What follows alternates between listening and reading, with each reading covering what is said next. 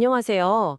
가끔 우리 삶이 정말 어디로 가는지 알 수 없는 그런 짙은 안개 속 같다고 느낄 때가 있으시죠? 네, 있죠. 모든 게 불확실하고 또 예측도 안 될 때 말이죠. 네, 바로 그때요.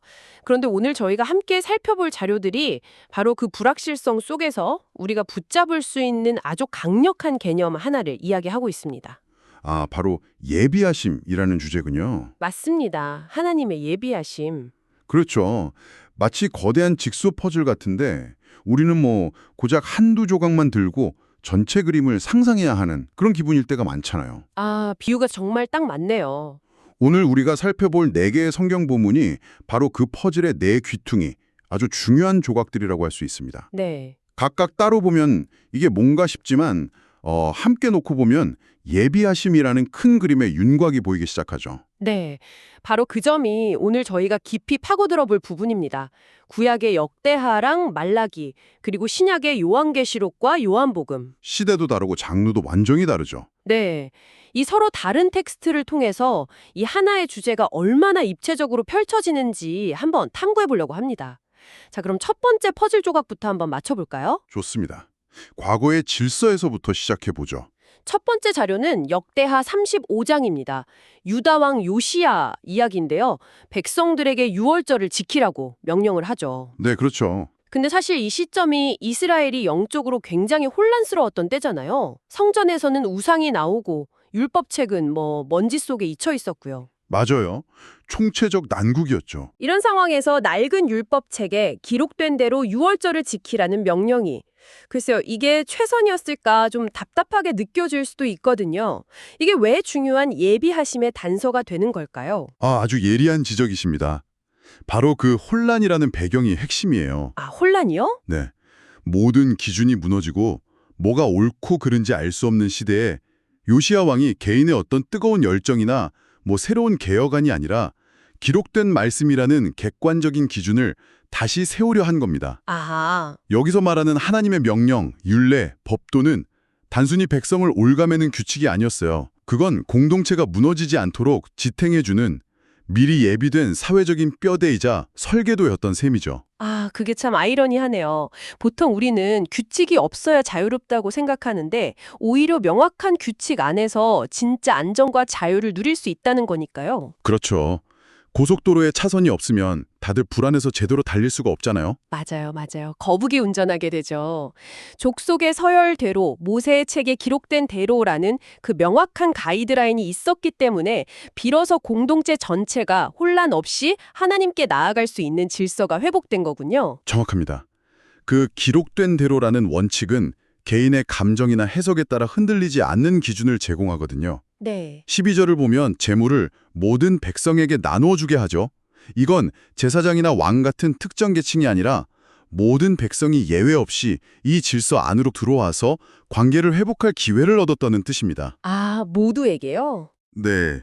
즉, 이 법도는 공동체 전체를 위한 하나님의 세심한 배려이자 그들이 거룩하게 살아갈 수 있도록 미리 마련해 두신 안전장치, 다시 말해 삶의 질서를 위한 예비하심이었던 겁니다. 그렇군요. 공동체를 위한 안정적인 프레임워크로서의 예비하심. 그럼 이 개념을 가지고 시야를 완전히 바꿔서 인류의 궁극적인 미래로 한번 가보죠. 좋습니다. 요한계시록으로요? 네, 요한계시록 21장의 새 하늘과 새 땅입니다. 이 그림이 정말 아름답고 장엄하지만 한편으로는 지금 당장 고통받는 사람들한테는 너무 먼 이야기처럼 들릴 수도 있거든요. 네, 그럴 수 있죠. 어차피 미래는 완벽할 거니까 지금은 그냥 참아라. 이런 메시지로 오해될 수도 있고요. 이 본문이 현재 우리에게 주는 소망의 실질적인 힘은 대체 어디에 있을까요? 그 질문이 바로 요한계시록을 읽는 핵심이라고 생각합니다. 여기서 중요한 건 새 예루살렘이 신부가 남편을 위하여 단장한 것 같더라는 비유예요. 아, 단장한 신부. 네, 단장한다는 건 오랜 시간과 정성 그리고 사랑을 쏟아붓는 과정이잖아요. 그렇죠. 즉, 새 하늘과 새 땅은 어느 날 갑자기 짠하고 나타나는 게 아니라 하나님께서 창세부터 지금까지 정말 공들여 준비해 오신 사랑의 결실이라는 겁니다. 아, 이건 현재의 고통을 무시하는 메시지가 아니라 오히려 그 고통에 의미를 부여하는 거죠. 고통에 의미를 부여한다고요? 그게 어떻게 가능한 거죠? 예를 들어서 마라톤 선수가 극한의 고통 속에서도 계속 달릴 수 있는 이유가 뭘까요? 결승선이 있다는 걸 아니까요? 바로 그거죠. 결승선이라는 예비된 목표가 현재의 고통을 그냥 무의미한 괴로움이 아니라 목표를 향한 과정으로 바꿔주는 겁니다. 아, 마찬가지로 다시는 사망이 없고 애통하는 것이나 곡하는 것이나 아픈 것이 다시 있지 아니하리니 라는 이 약속은 지금 우리가 겪는 모든 눈물과 아픔이 영원하지 않다는 걸 보증하는 결승선과 같아요. 그렇군요. 이 예비된 미래가 바로 현재를 견디게 하는 소망의 단 역할을 하는 겁니다. 아, 그러니까 미래의 완벽함이 현재의 불완전함을 그냥 덮어버리는 게 아니군요. 네, 아니죠. 오히려 그 불완전함을 통과할 힘과 방향을 제시해준다는 말씀이시네요. 단순한 위로가 아니라 현재의 삶을 재해석하게 만드는 강력한 동력이 되는 거네요. 맞습니다. 그래서 이것은 흔들리지 않는 소망을 위한 예비하심이라고 할 수 있습니다. 우리의 마지막이 허무가 아니라 사랑으로 단장된 영원한 도성이라는 걸 아는 것만큼 강력한 현재의 이유는 없으니까요. 와, 지금까지 공동체의 질서를 위한 예비하심, 그리고 궁극적 소망을 위한 예비하심을 살펴봤는데요. 둘 다 좀 거시적인 그림인데 말라기 3장으로 넘어가면 하나님의 계획이 얼마나 정밀하고 구체적인지 마치 현미경으로 들여다보는 듯한 느낌을 받습니다. 네, 그렇죠. 메시아가 오기 전에 길을 준비할 사자를 먼저 보내겠다는 예언이죠. 말라기가 구약의 마지막 책이라는 걸 생각하면 이 예언이 더 극적으로 다가옵니다. 아, 맞네요. 이 예언을 마지막으로 성경은 수백 년간의 침묵에 들어가거든요. 그리고 신약의 첫 페이지가 바로 그 예언의 성취, 즉 길을 예비하는 사자, 세례 요한의 등장으로 시작되죠. 와, 정말 긴 인터미션 끝에 공연 시작을 알리는 팡파르가 울리는 것 같네요. 네, 그런 느낌이죠. 이건 성경 전체가 그냥 단절된 이야기들의 묶음이 아니라 하나님의 치밀한 계획 아래 하나의 거대한 서사로 연결되어 있다는 걸 보여주는 아주 극적인 장치입니다. 듣고 보니 그 수백 년의 침묵마저도 계획의 일부였다는 생각이 드네요. 어떤 의미에서요? 사람들이 메시아를 향한 갈망을 품고 그분의 오심을 더 간절히 기다리도록 만드는 그런 준비의 시간이었을 수도 있겠다는 거죠. 그것도 아주 중요한 관점이네요. 하나님의 시간표는 정말 우리가 생각하는 것과는 차원이 다른 것 같습니다. 그가 내 앞에서 길을 준비할 것이요 라는 구절도 단순히 길의 장애물을 치운다는 의미를 넘어설 것 같고요. 훨씬 깊은 의미를 담고 있죠. 세례 요한이 한 일은 물리적인 길을 닦는 게 아니었잖아요. 네, 아니었죠.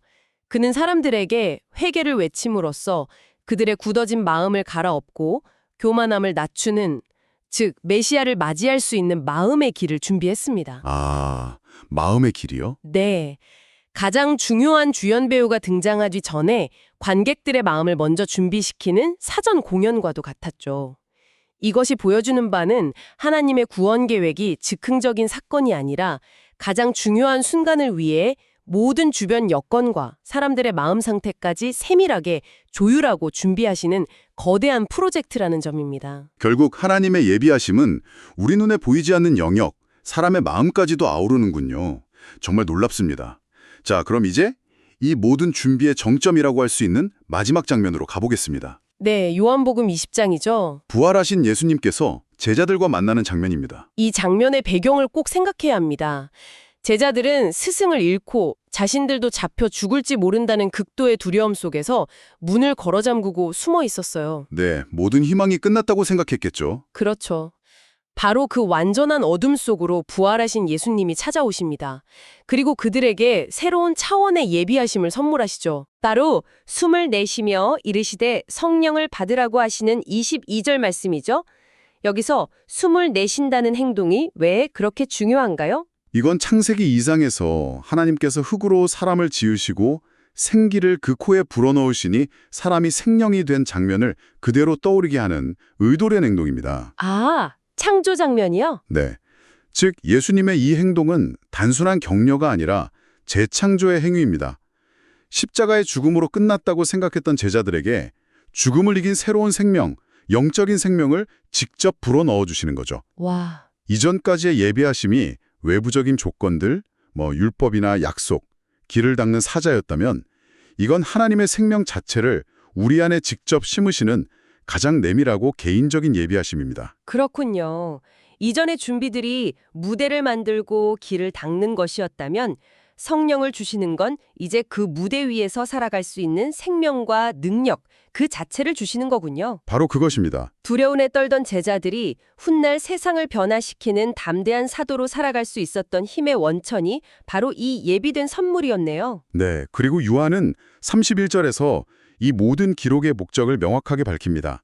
오직 이것을 기록함은 너희로 예수께서 하나님의 아들 그리스도이심을 믿게 하려 하며 또 너희로 믿고 그 이름을 힘입어 생명을 얻게 하려 함이니라. 아, 생명을 얻게 하려 함이다. 네, 궁극적으로 예비된 것은 바로 생명, 육체를 넘어선 영원한 생명입니다. 질서를 위한 율법에서 시작해서 영원한 소망의 도성을 거쳐 구원의 길을 닦는 사자를 지나 마침내 우리 안에 내주하시는 성령과 영원한 생명이 이르기까지. 네, 하나님의 예비하심은 점점 더 우리에게 가까이 그리고 더 깊숙이 들어오는 것을 볼 수 있습니다. 오늘 저희가 4개의 전혀 다른 텍스트 조각들을 맞춰보면서 하나님의 예비하심이라는 거대한 그림을 함께 그려봤습니다. 공동체의 질서를 세우는 설계도로서의 예비하심, 고난의 시간을 통과하게 하는 소망의 닷으로서의 예비하심, 구원의 역사를 이끄는 정밀한 시간표로서의 예비하심, 그리고 마침내 우리 안에 새로운 생명을 심으시는 가장 개인적인 선물로서의 예비하심까지요.